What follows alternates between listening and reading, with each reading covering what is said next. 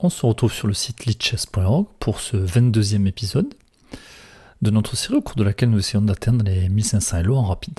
Je crois que nous avons atteint les 1290 ou 1300 Elo. Nous continuons de jouer en 10 minutes avec 5 secondes de rajout et on a affaire à des joueurs de niveau intermédiaire, donc d'un point de vue stratégique, on essaie d'abriter le roi et puis de passer un peu de temps sur le dernier coup joué par notre adversaire. C'est de voir si on repère des tactiques. Normalement, à cet elo-là, les adversaires nous offrent rarement des pièces, quoique ça peut encore arriver. Je propose de commencer la partie. Nous retrouvons avec les pièces noires, nous affrontons Lucas 3012, classé 1317. Je crois qu'on a rarement répondu par D5 face à E4. Je propose de le faire aujourd'hui. On a beaucoup joué à autre chose, on va reprendre la dame. Alors souvent on se fait chasser la dame et donc on la met sur le côté. Et comme ça on l'a dit, elle est loin du cavalier puisqu'il y a une case d'écart entre les deux. Alors maintenant on va essayer de développer les pièces pour pouvoir roquer. Bon, il faudra quand même que j'avance à mon pion E pour pouvoir voilà. Ma dame qui est dans le vis-à-vis du fou, donc si jamais je pourrais la replacer.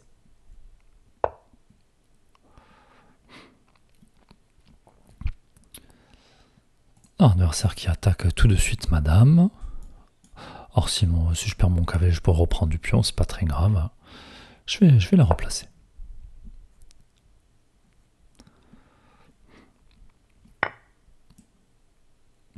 De quel pion on reprend? C'est vrai que j'aurais peut-être pu la mettre à... Je joue un peu vite. J'aurais pu réfléchir éventuellement à la mettre ici en E7. En C7, pardon. Allez, on va prendre, on va essayer de développer le four, ok. On a ce pion qui est gratuit, mais pour le moment. Et le pion qui est défendu. Alors on va développer le fou. Alors je pourrais faire échec, mais est-ce que ça m'apporte quelque chose? Pas sûr.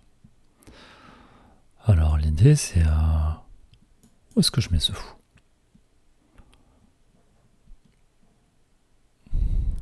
Alors j'ai pas de vis-à-vis pour le moment. Je vais mettre là et puis je vais roquer.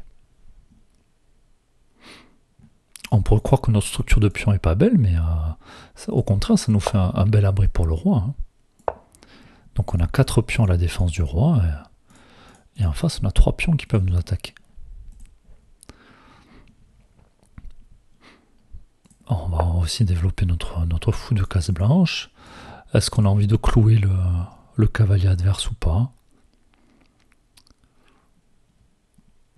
Est-ce qu'on a envie de tolérer notre pion ici qui est cloué, puisqu'il y a le fou en face. Alors, où est-ce que je veux placer mon fou de case blanche? Je pourrais aussi le mettre ici pour contrer, et l'idée étant, on pourrait rétablir notre structure de pion si jamais l'adversaire veut changer les fous. Après, de toute façon, il va avoir du mal à venir ailleurs.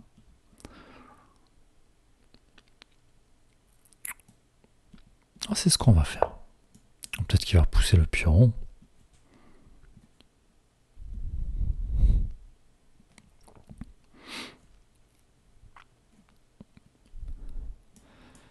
Si me manque, est-ce que j'ai vraiment envie de...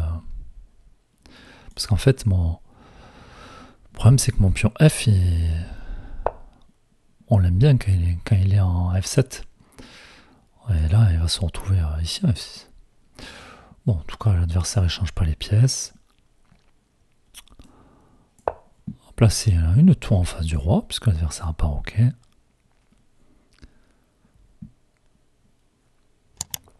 Et puis, si jamais il veut changer les fous, je pourrais reprendre de la tour.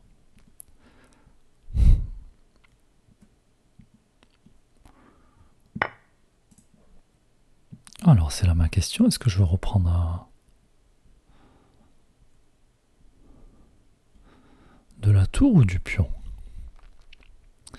Parce que maintenant qu'il n'y aura plus de fou de case blanche, je ne vais pas craindre grand-chose. Je reprends de la tour, justement. On va essayer de conserver cette structure un peu bizarre. Pour voir s'il y a une faiblesse ou pas, finalement. Alors on va essayer de trouver une case pour ce cavalier. Bon, à tout moment je risque de me faire attaquer la tour. Je la replacerai si besoin.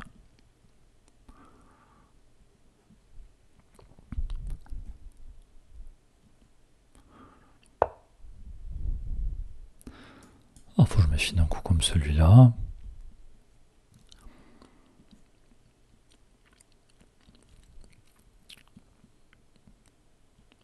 Alors, comment continuer ici?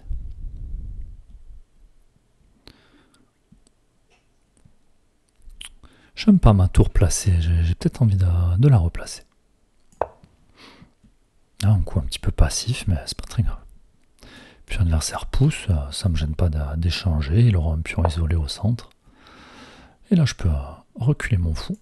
Alors je vais le laisser sur cette diagonale. J'évite de le mettre en B8 tout simplement pour que je puisse activer ma tour. Mon cavalier qui n'a pas trop d'avenir par ici, donc je vais le replacer en passant par la case F8.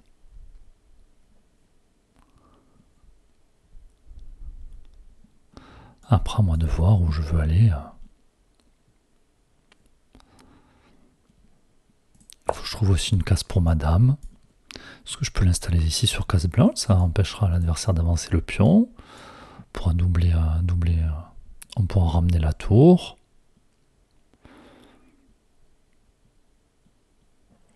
Il faut que je me méfie aussi de ce que veut faire l'adversaire de l'autre côté de l'échiquier. Bon, on va déjà placer la dame au centre de l'échiquier.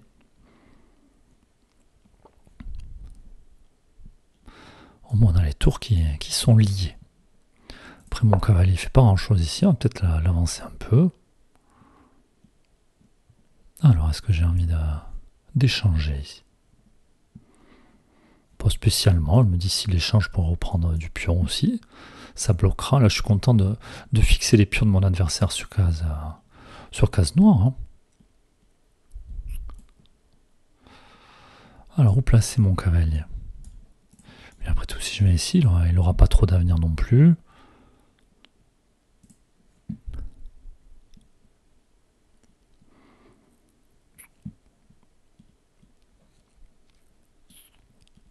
Je peux peut-être envisager d'échanger ce cavalier avec celui-là, si jamais j'ai une dame pour faire...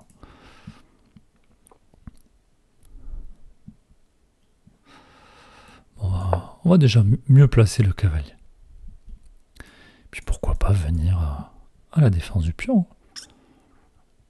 Le problème c'est qu'il se mettrait devant ma tour. Alors, pour le moment, je vais laisser ma tour sur la colonne A. Juste au cas où le jeu s'ouvre.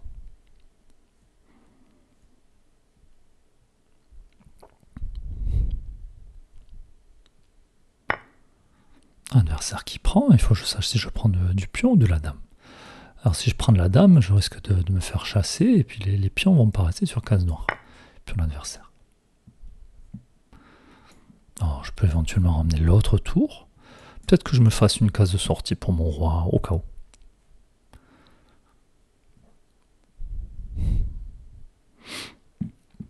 On a dit le cavalier qui est très loin de madame, donc pour moi madame ne peut pas se faire attaquer.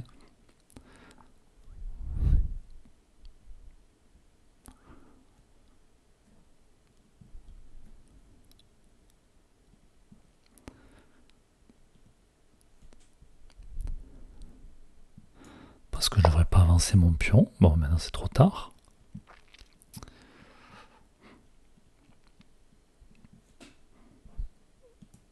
Alors une colonne ouverte, on va mettre une tour devant. Peut-être ensuite venir doubler.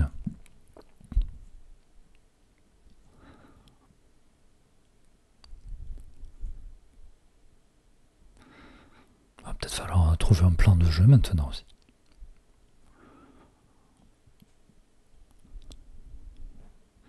Il faut quand même que je pense à me faire cette case de sortie.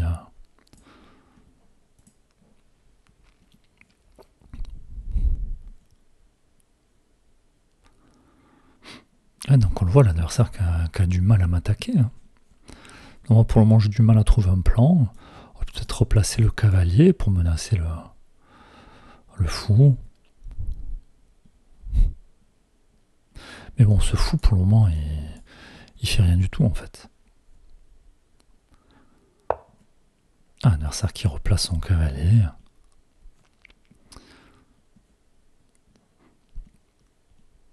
Alors, où est-ce qu'il va vouloir venir?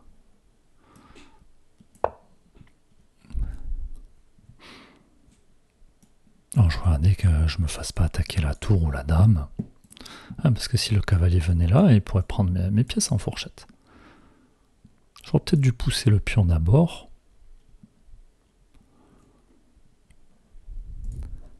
Peut-être jouer un peu vite encore une fois. Adversaire qui décale la dame. J'avance le pion, comme ça je protège la tour. Alors maintenant, faire attention ici.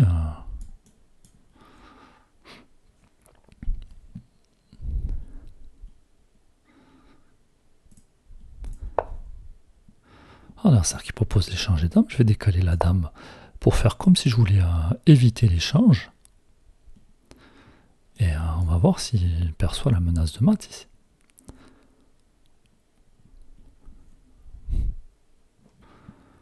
Après, je pourrais ramener la tour.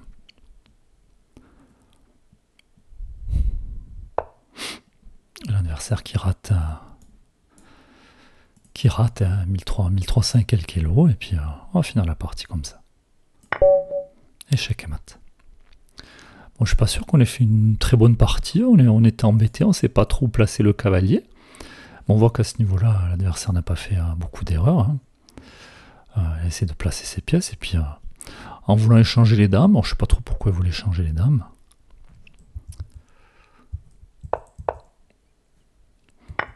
Et finalement, il n'a pas vu que notre fou, depuis tout à l'heure, visait le pion H2. Bon, on va quand même demander à l'ordinateur ce qu'il a pensé de la partie.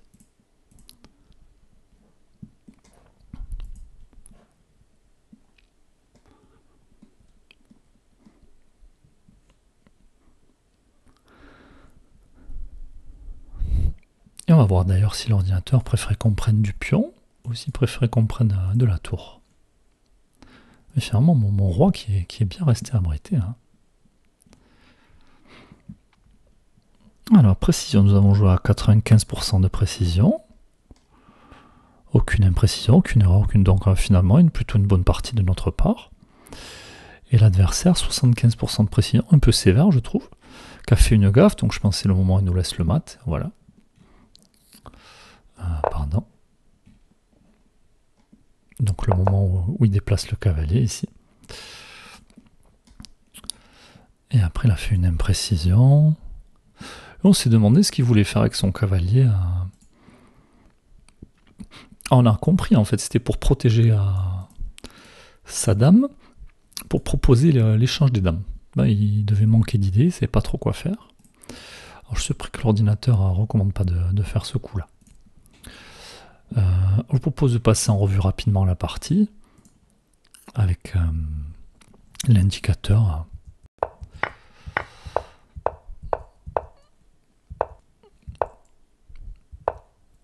Alors ici, quand on voit ce fou, il vaut mieux se faire une case pour replier la dame. Donc en général, on avance le pion.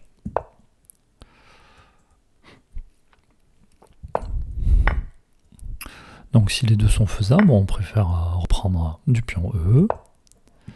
Donc là, le cercle a un léger avantage. Et là, au moment où il développe le fou, plus rien. Alors nous, on a hésité à sortir le fou, à venir clouer le cavalier, c'était faisable. On a proposé l'échange des fous.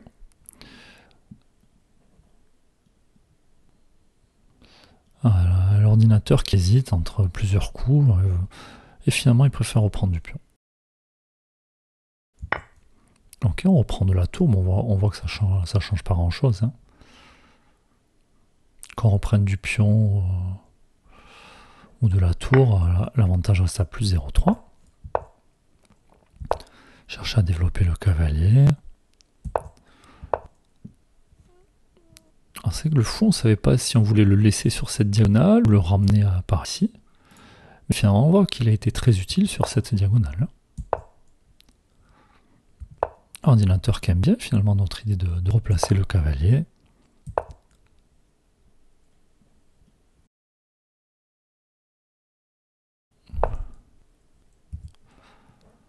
Ok, donc le coup numéro 1, de mettre la dame au centre de l'échiquier. Et donc on voit que là, c'est nous qui avons l'avantage maintenant. Donc ici, bon, pas de raison de prendre. Il aurait déplacé la tour pour mettre derrière la dame.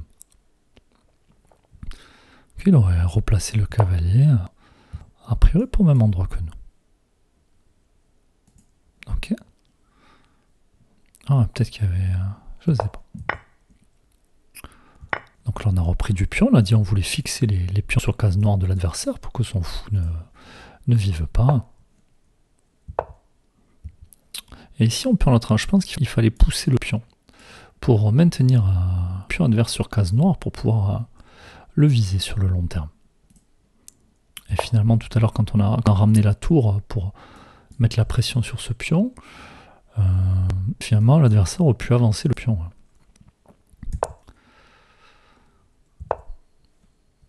D'ailleurs, c'est l'ordinateur envisageait ce coup-là. Et l'ordinateur qui préférait échanger les dames par ici, plutôt que de venir comme l'a fait l'adversaire.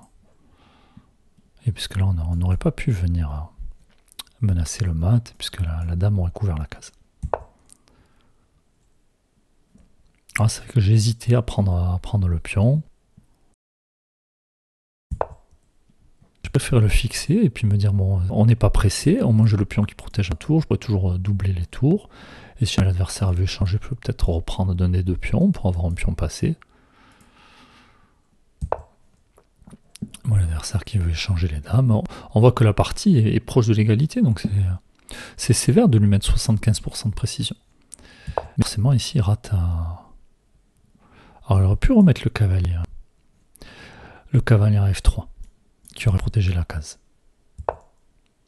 Et là, on ne sait pas pourquoi. Bon, tout simplement, il n'a pas vu la menace de mat. Ok. Donc finalement, des parties qui commencent à être accrochées à 1300 et quelques kilos. Bon, j'espère que ça reste intéressant en tout cas. Puis souvent, c'est vrai qu'on a tendance à oublier que ces fous visent de loin, de la manière... on a tendance à les oublier quand ils peuvent reculer pour capturer des pièces, ou alors les dames qui peuvent manger latéralement quand on avance un pion. Hein. Donc ce genre de choses, la géométrie de l'échiquier, comme on dit, pas toujours évidente à percevoir. Bon, en tout cas, on continue notre bout de chemin, et puis on se retrouve prochainement pour un nouvel épisode. À bientôt.